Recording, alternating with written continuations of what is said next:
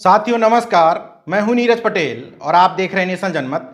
सामाजिक संगठनों से जुड़े हुए तमाम सारे लोग बार बार ये आरोप लगाने की कोशिश करते हैं कि भारतीय जनता पार्टी और कांग्रेस एक सिक्के के ही दो पहलू हैं। मतलब एक को नागनाथ बताते हैं तो एक को सांपनाथ बताते हैं। हालांकि कांग्रेस इन आरोपों से हमेशा किनारा करती रही है, लेकिन देश की राजनीति में एक ऐसा मोड़ आया, एक ऐसा चुनाव आया कि लोगों ने फिर से इस बात को हवा देना शुरू कर दिया है कि कांग्रेस और भारतीय जनता पार्टी एक ही जनेऊ के धागे से बंधे हुए हैं। भले ही मामला देश की राजधानी दिल्ली से तकरीबन 800 किलोमीटर दूर राजस्थान के एक छोटे से जिले डूंगरपुर का हो, लेकिन उसने पूरे देश की राजनीति में हलचल पैदा कर दी है।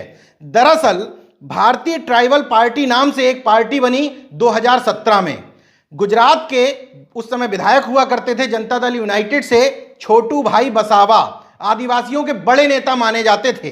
दरअसल नीतीश कुमार बिहार से बाहर निकल करके अपनी पार्टी का कहीं विस्तार करना ही नहीं चाहते, इसलिए छोटू भाई वसावा ने जनता दल यूनाइटेड छोड़ करके 2017 में एक पार्टी बनाई, भारतीय ट्राइबल पार्टी।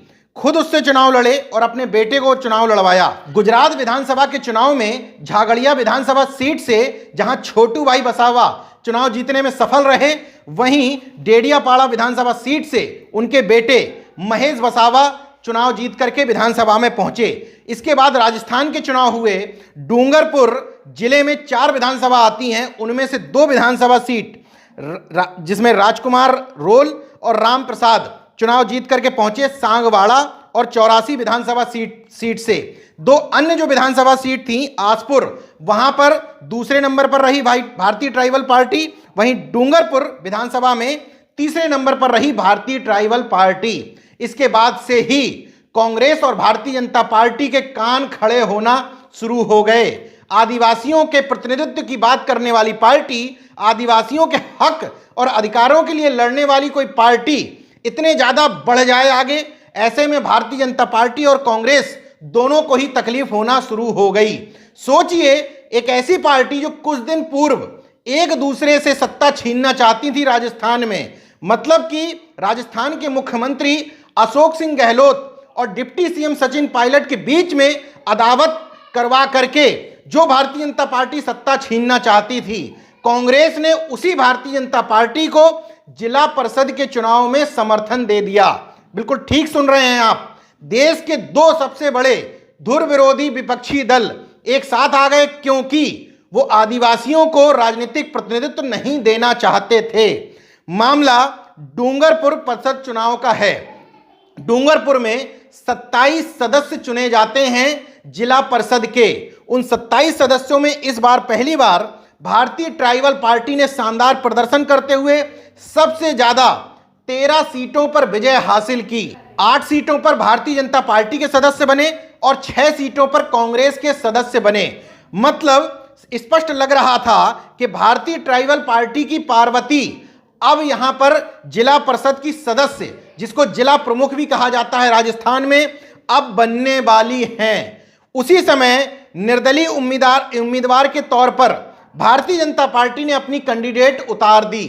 कांग्रेस ने अपना कोई कैंडिडेट नहीं उतारा और चुपके से वोट कर दिया भारतीय जनता पार्टी के कैंडिडेट को। इस तरीके से दोनों मिलाकर के दोनों के वोट हो गए 14। भारतीय ट्राइबल पार्टी के पास हुए 13 वोट। मतलब लोकतंत्र में सबसे बड़ी जीती हुई पार्टी को हराने के लिए भारतीय जनता पार्टी, कांग्रेस एक साथ आ गए। ये है इन बड़ी पार्टियों की हकीकत। लेकिन इन दोनों पार्टियों से एक सीख लेने की जरूरत है कि किस तरीके से छोटी पार्टियों को, जो दलितों की, बहुजनों की, आदिवासियों की, पिछड़ों की बात करती हैं, उनको निपटाने का हुनर इनको इसलिए आता है कि आपकी तथाकथित पार्टियां इतने घमंड में रहती हैं कि जरा से सत्ता के करीब पहुंची वो अन्य पार्टियों से किनारा ही कर लेते हैं।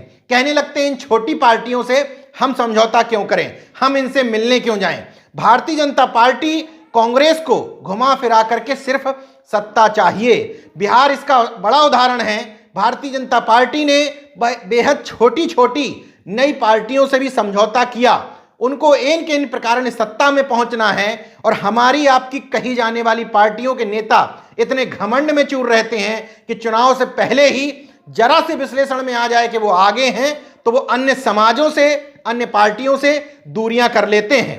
बहरहाल ये इस बात का बड़ा उदाहरण है कि किस तरीके से भारतीय ट्राइबल पार्टी से इन दोनों पार्टियों को तकलीफ होना शुरू हो गई थी।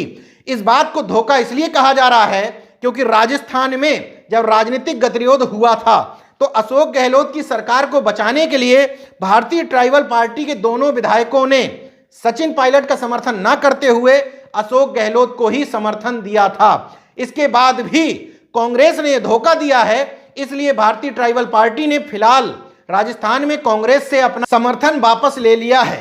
अकेले विधानसभा चुनाव की ही बात नहीं है, बल्कि भारतीय ट्राइबल पार्टी की छात्र इकाई है भील प्रदेश विद्यार्थी मोर्चा, उसने डूंगरपुर के 5 कॉलेजों के छात्र संघ चुनाव भी जीत लिए हैं। मतलब कि धीरे धीरे आदिवासी बाहुल्य डूंगरपुर में, चूंकि 14 लाख आबादी में से 73% आबादी आदिवासी ही है, ऐसे में कांग्रेस और बीजेपी दोनों लोगों को भारतीय ट्राइबल पार्टी और उसके मुद्दों से खतरा होना शुरू हुआ तो ये दोनों एक साथ मिल गए और अपनी हकीकत लोगों के सामने ले आए। देखते रहिए नेशन जनमत, जागरूक और सजग बने रहिए।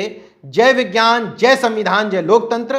धन्यवाद। तो अगर आपने मेरा YouTube चैनल सब्सक्राइब नहीं किया तो प्लीज़ सब्सक्राइब कर लें और उस बेल आइकन पर जरूर क्लिक करें जिससे जो मेरे न्यू वीडियो